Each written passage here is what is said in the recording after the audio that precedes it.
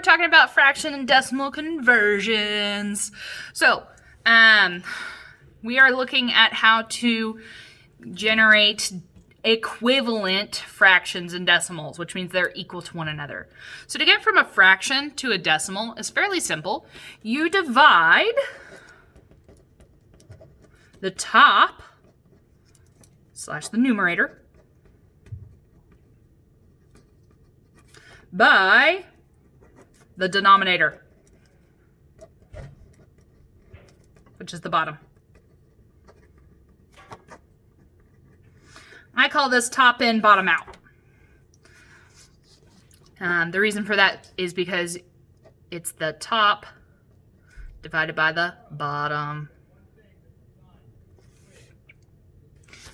Okay, and then to go from a decimal to a fraction is actually fairly easy. You read it, you write it, how you read it.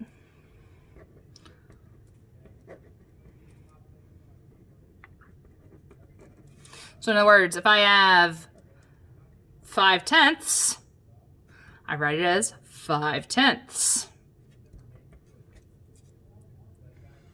And then simplify. I know that 5 goes into 10. So 5 divided by 5 is 1. 10 divided by 5 is 2. It's 1/2. All right, looking at our examples. Dolores spent 12 of the $25 in her wallet. Which decimal represents the fraction of the $25 Dolores spent? So she spent 12 out of the whole 25. We need to get from a fraction to a decimal, so we divide top in, bottom out. 12 divided by 25. All right, so 25 doesn't go into 12, so I need to add a decimal and a 0. 25 goes in 120.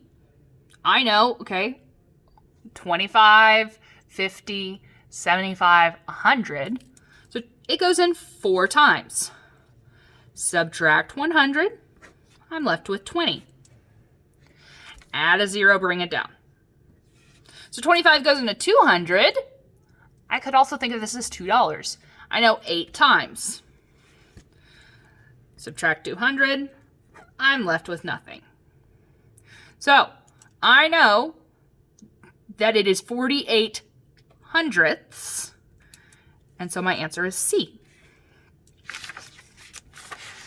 Allison cut off 95 hundredths of a foot of ribbon to make a bow. What fraction is equivalent to the decimal of ribbon Allison cut off? 95 hundredths. So I have 95 over 100, because it's 95 hundredths. And then can we simplify this? Now let's think about this. I know I could divide by 5. So if I divide 95 by 5, divide by 100 by 5, we get 19 over 20. Now you might have needed to work that over this side. I just seem to know because I'm, an adult and I study this. So 19 20ths. Now 19 is a prime number, which means I can't simplify it further. So 19 over 20 would be the equivalent fraction. Now, 95 over 100 is equivalent. However, it's not the simplest form. So when you were looking at your notes and it told you to find a fraction equivalent, not your notes, sorry, this was your homework the other day. Find a fraction equivalent to 1/4 for, you would have said, okay, so I know I can multiply top and bottom by the same thing, and it becomes 3/12. That's an equivalent fraction. Okay? All right. Now, you are filling in the missing values here. Now, do not worry about the percent. Obviously, that's not happening. But fraction and decimal is important here. So, to get from fraction to decimal, fraction to decimal, fraction to decimal, I'd like you to practice this. 1/100th, we can see is, 0 and 100th. 1/10, we know to write as 1/10. But the rest of it, you can do. You got this. Y'all are great. I believe in you, and I hope to see you soon. Bye.